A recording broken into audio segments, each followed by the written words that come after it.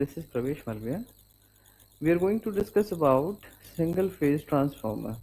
So, as the transformer is an electric machine, it is a static electric machine because it does not have any rotating moving parts. So, how does the transformer work? On what principle does the transformer work? This is all we are going to discuss in this lecture. So, first of all, going to the definition of the transformer. A transformer is an electric machine. It is a static electric machine and it is used to transform electrical energy from one circuit to another circuit without changing its frequency. Since there is no rotating or moving parts in this machine, so it is known as static machine. Transformer operates on only alternating supply, AC supply only, on which it works. It does not work on DC. Why does it not work on DC? This is we will discuss in further lectures. A transformer works on the principle of mutual induction. So, how does a transformer works? We can understand with the help of this diagram, this circuit. So if you look at this entire circuit, you find that there are some electric circuits. It means there is a winding at one side and another side there is also another winding. So there are two windings in the circuit. The first one is known as the primary winding and the another one is known as the secondary winding. These two are the electric circuit, and these two electric circuits are actually isolated from each other. There is no electrical connection between these two circuits. It means they are electrically completely isolated from each other. So the question rises, when these electrical circuits are isolated from each other, then how can the power flow is possible between these two circuits? So look at this circuit once again, entire circuit. Once again, look at the circuit. You find that there are three circuits. There are three circuits. Two of them are of electrical circuits, and the one which is joining both electrical circuits is the magnetic circuit. So this is the first primary circuit. This is the primary winding, and this is the secondary winding, the second electric circuit. And the circuit, the magnetic circuit which is already been studied, the magnetic circuit which is joining these two electric circuit is the third circuit. So here are two electric circuit and one magnetic circuit. So total there are three circuits are present over here.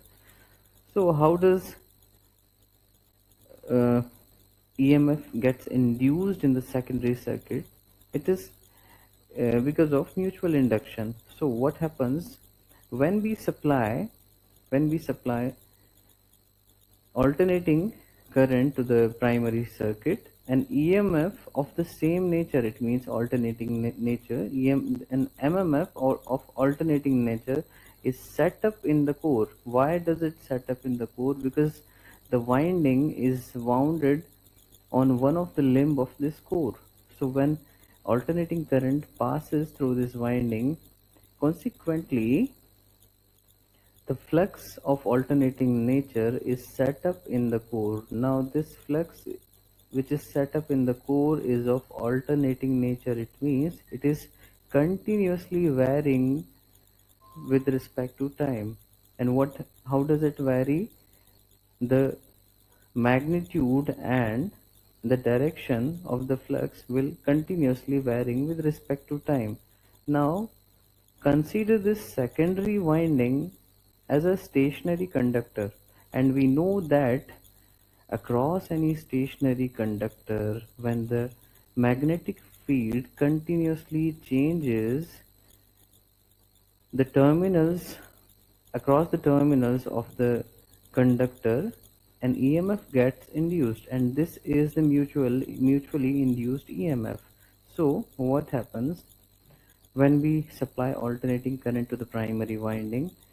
It results in a flux, and the flux is of same alternating nature, and that alternating nature flux flows through a path, and that path is provided by this core.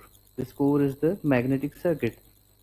So when this flux of alternating nature flows through this core, the secondary winding is also wound on one of limb of this core.